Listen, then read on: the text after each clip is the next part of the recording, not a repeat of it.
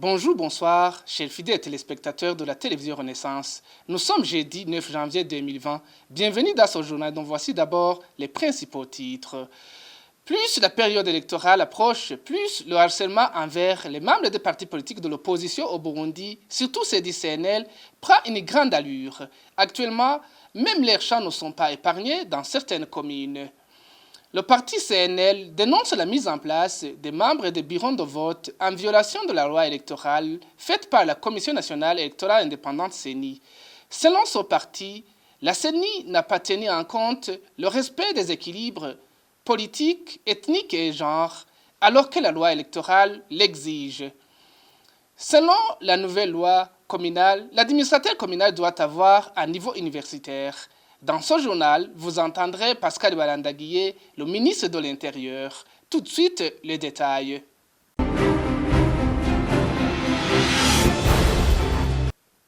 Encore une fois, bienvenue dans ce journal. Aujourd'hui, c'est le 80e jour d'emprisonnement de 4 reporters du journal Iwachu. Kamikaze Christine Ndirbusa Agnès, Moses Terence et Hariman Ejid ont été arrêtés le 22 octobre alors qu'ils se rendaient à Moussigati où se déroulaient des affrontements entre les rebelles et les forces de l'ordre. Le 30 décembre, le ministère public a requis contre eux une peine d'emprisonnement de 15 ans, les accusant de complicité d'atteinte à la sûreté intérieure de l'État. Le jugement du tribunal a été mis en délibéré. Le sort de nos confrères et leurs chauffeurs sera connu avant le 30 janvier. La persécution est devenue le vécu quotidien pour les membres des partis politiques de l'opposition au Burundi. Les membres du parti CNL d'Agathon Rwasa sont les plus visés. Dans ces derniers jours, l'intolérance politique a pris une autre allure. Le vandalisme des champs appartenant aux membres des partis politiques de l'opposition a été observé dans certains endroits. Le point avec Darlene Ilakozé. La répression se durcit contre les membres du Congrès national pour la liberté, le CNL, au Burundi. Julien Bakanibona, représentant local du parti CNL dans la zone de Kirundo, nord du Burundi, a été blessé à la machette non loin de chez lui. Les auteurs du forfait n'ont pas été identifiés. Selon des sources locales, Bakanibona est tombé dans un piège d'hommes armés de machettes et gourdins vers 19h. Il attendait à quelques mètres de son domicile sur la colline de Mngenya, commune et province de Kirundo. Le laissant pour mort, les bourreaux ont pris le large et la victime a été vite conduite à l'hôpital de Kirundo. L'agrément du parti CNL n'a pas empêché que les militants et sympathisants de ce parti subissent harcèlement, intimidation, arrestation arbitraire et emprisonnement abusif. Aujourd'hui, cette barbarie commence à prendre une autre allure. La semaine dernière, un champ d'un habitant de Ngodi a été détruit par des Imbonerakure sur la colline Kamira, en commune Tangara de la province Ngodi. Les mobiles politiques seraient derrière ces destructions car ce champ appartenait au président du parti CNL dans la zone Kananira. Pour le réseau des citoyens probes, l'intolérance a atteint son paroxysme au Burundi. Oui, nous avons vu depuis ces derniers temps qu'il y a l'intolérance politique qui monte. Et surtout, aujourd'hui, il y a une autre forme. Parce qu'aujourd'hui, avant, c'était les arrestations, c'était les emprisonnements. Mais aujourd'hui, il y a quelque chose qui s'ajoute. Il y a la destruction des champs, mais aussi le massacre des bêtes, des animaux qui appartiennent à des personnes qui ne sont pas membres du parti CNDD-FDD. Mais là, on peut souligner aussi qu'il y a même ces deux partis CNDD-FDD qui ont été détruits, surtout en Ngozi. Et donc, cela montre qu'aujourd'hui, l'intolérance a une allure inquiétante, comme vous l'avez dit. Mais aujourd'hui, alors, on veut montrer à tout opposant qu'il est interdit de s'opposer au projet du CNDD-FDD. Et cela va faire peur aux opposants, surtout les membres du parti SNR et surtout ceux qui aspirent au changement. Et cela ne se marque pas dans les provinces d'Ongozi ou de Kirundo, c'est presque dans toutes les provinces du pays. On se souvient de ce qui s'est passé en province de Chibitoke où les champs ont été détruits et aussi au vu de tout le monde. Donc aujourd'hui, on peut dire que c'est un signal qui est donné à tout opposant, mais surtout à ceux qui penseraient participer aux élections étant libres. Donc aujourd'hui, on ne peut pas avoir de l'espoir d'avoir des élections libres, transparentes, mais aussi inclusives. Parce que depuis l'agrément du parti CNL, au mois de février, il y a eu l'intolérance politique au niveau de toutes les communes, mais aussi il y a ce nouveau règlement où aujourd'hui ce n'est plus les arrestations ou les emprisonnements, mais aussi la destruction des chats ou les animaux appartenant aux opposants. Malgré cette situation politico-sécuritaire qui prévaut au Burundi, les élections présidentielles, législatives et communales sont fixées le 20 mai 2020. Même si le président Nkurunziza a déjà annoncé qu'il ne se présentera pas pour un 4e mandat, l'espace politique reste verrouillé au Burundi. Le parti CNL d'Agathon Rwasa émet des inquiétudes par rapport à la mise en place des membres des bureaux de vote pour les élections de 2020. Dans une correspondance que ce parti a adressée à la CENI, il a précisé que cette mise en place n'a pas fait référence ni à la loi électorale ni au délai prévu pour cette activité. Agathon Rwasa, le président du parti CNL, dit que les différentes commissions électorales communales devraient veiller au respect des équilibres politiques, ethniques et genre dans la mise en place des membres des 10 bureaux de vote. On l'écoute.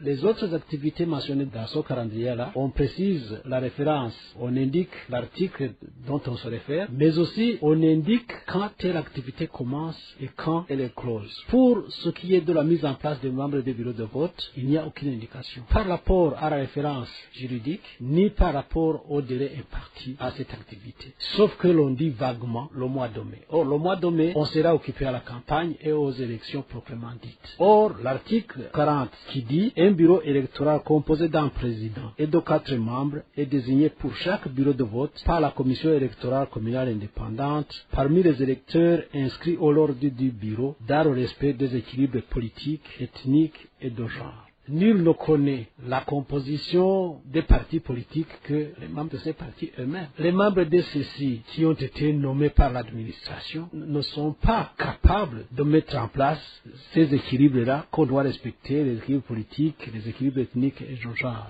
Si cela devrait rester comme tel, ça ne serait que plutôt un argument de plus qui démontrerait que la tricherie et la fraude électorale seraient déjà préparées.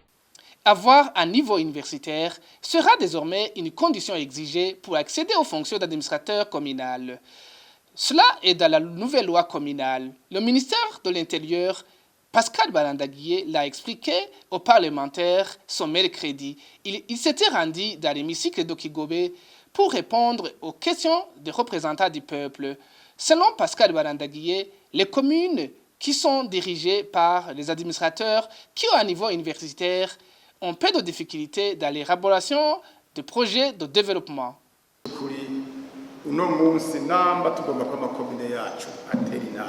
En réalité, aujourd'hui, si nous voulons que notre commune soit développée, il faut croire que les administrateurs doivent avoir un niveau universitaire. Nous, par expérience, nous avons vu dans les communes qu'on a dans le pays, les communes qui étaient dirigées par les administrateurs qui avaient un niveau universitaire avaient eu peu de problèmes par rapport aux autres communes. Il faut bien vérifier là où vous habitez. Il y a des choses que les gens ne peuvent pas comprendre à cause de son niveau. Il faut avouer ça. Je ne blesse personne franchement. Il faut avouer ça. Personne à son niveau. Il y a des administrateurs qui nous avaient dit la vérité quand on discutait sur la loi portant la fiscalité communale. Allez faire la lecture chez vous. S'il y a à ajouter, il faut ajouter. Ils nous ont répondu qu'ils ne comprennent pas. Allez essayer au moins. Ils ont refusé. Nous ne pouvons pas faire la lecture parce que nous ne comprenons pas. Alors, qu'est-ce qu'on va faire? Il faut avouer qu'aujourd'hui, les administrateurs doivent avoir un niveau universitaire et ils sont nombreux. Je peux vous signaler que certaines communes ont déjà fait ça. Ils ont des administrateurs qui ont un niveau universitaire. On a bien éclairci dans la commission. C'est pour dire qu'aujourd'hui, pour perdre la qualité des conseillers, c'est parce que l'administrateur sera condamné. Il y a une condamnation qui pèse sur lui. Je pense que c'est une bonne chose. Condamné. Il y a une condamnation qui pèse sur lui. Je ne sais pas si Depuis que les Burundais se sont réfugiés en Tanzanie, ils ont toujours été malmenés. Ceux qui étaient actifs en politique et ceux qui étaient dans les corps de défense et de sécurité étaient et restent les plus visés. Ce constat est de Gervais Nibigira, vice-président du Réseau des citoyens probes. Gervais Nibigira a profité de cette occasion pour demander à la République unie de la Tanzanie de respecter la convention régissant les réfugiés qu'elle a elle-même ratifiée. Depuis 2015, les réfugiés qui sont au Tanzanie sont toujours menacés. Ce n'est pas aujourd'hui tout simplement, mais aujourd'hui il y a une allure qui n'est pas normale. Parce que depuis 2016 surtout, il y a eu des arrestations, surtout pour les opposants qui étaient des politiques, mais aussi il y avait des anciens militaires, des policiers qui se sont réfugiés en Tanzanie, qui ont été menacés. Il y avait eu des disparitions, il y avait même ceux qui ont été tués. Des fois, on a trouvé des armes dans le cadre de la politique de Tanzanie. Donc cela montre qu'aujourd'hui, le gouvernement a essayé de le faire entrer par force ou de gré, mais c'est pour montrer que si vous ne rentrez pas, on va vous faire disparaître ou on va vous tuer. Parce qu'aujourd'hui, les réfugiés qui se trouvent en Tanzanie vivent dans des conditions inhumaines. Parce qu'aujourd'hui, il y a des menaces, que ce soit pour ces anciens militaires, mais aussi pour les autres réfugiés. Vous vous souvenez des cas où il y a eu la fermeture des marchés. Donc, il y a toutes les activités qui peuvent entraver la vie des réfugiés qui se trouvent en Tanzanie. Donc, on demande alors à la République de Tanzanie d'obéir, de respecter la loi, la convention ratifiée par la Tanzanie, qui respecte les droits des réfugiés sur le sol Tanzanie. Donc aujourd'hui, aussi nous demandons à ces réfugiés de donner des informations pour connaître ce qui se passe dans les réfugiés, dans les camps de la République unie de Tanzanie. Suite à une promotion des investissements, beaucoup de gens ont pu décrocher un emploi.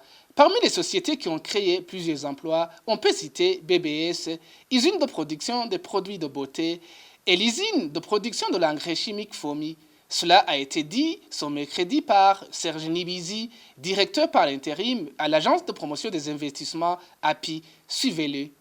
Muri aya mashirahamwe twashoboye yaro igihugu cahaye uburusho. Les sociétés qui ont été promises par le gouvernement sont allées retour procurer de l'emploi à certains gens, notamment dans les banques et dans les assurances. Il y en a des sociétés d'assurance qui sont venues en provenance de l'étranger. Beaucoup de sociétés agréées au Burundi ont été promises. Il y a les sociétés de transformation, l'usine d'engrais chimiques FOMI, qui est sur un niveau très satisfaisant. Il y en a d'autres également, comme la société BBS, les sociétés qui travaillent sur les réseaux sociaux. Bref, tout le monde voit que le Burundi connaît une prospérité. Au Burundi, nous avons une full connexion qui ne peut être trouvée dans d'autres pays. Même à l'intérieur, il y en a. En général, beaucoup de réalisations ont été faites. Au niveau de l'API, on continue à chercher les moyens financiers au profit de ces sociétés qui sont nombreuses. Nous les avons soutenues pour qu'elles puissent débuter les activités grâce à une promotion. Jusqu'alors, nous allons continuer à les soutenir. Pour clore ce journal hors de nos frontières, il est très regrettable qu'il y ait des politiciens congolais qui ne cachent pas leur haine envers le Rwanda. Cela a été dit par Dr Vincent Biruta, ministre des Affaires étrangères du Rwanda. Le patron de la diplomatie rwandaise ne cache pas, par contre, sa satisfaction pour les relations de bon voisinage qui se trouvent entre son pays et la République démocratique du Congo. Ni ibivugwa na bari abanyapolitiki b'abanyekongo by'umwihariko witwa Muzito. C'est ce qu'il dit les politiciens congolais, plus particulièrement Muzito et le cardinal Mbongo. Ils se disent qu'il y a un projet de diviser le Congo. Je disais que ce sont les propos des politiciens et les confessions religieuses. C'est vraiment une chose dramatique parce que ce sont eux les dirigeants en général. Ils devraient dire quelque chose d'important. Tout ce qu'ils disent ne peuvent pas détruire les bonnes relations qui nous, le Rwanda et la RDC. Ce qu'on apprécie, ce sont les bonnes relations qui caractérisent les deux pays. Vous avez vu que la compagnie Rwandair a débuté ses vols. C'est une chose qui devrait nous préoccuper. Même si les politiciens ou ceux qui prétendent l'être disent n'importe quoi, ça ne peut pas manquer. Le temps va clarifier que ce qu'ils disent n'ont pas de fondement. ntaho byari bishingiye. C'est sur cette page sous-régionale que nous clôturons ce journal. Merci à l'équipe de production et aussi merci à vous qui nous avez suivis. Au revoir.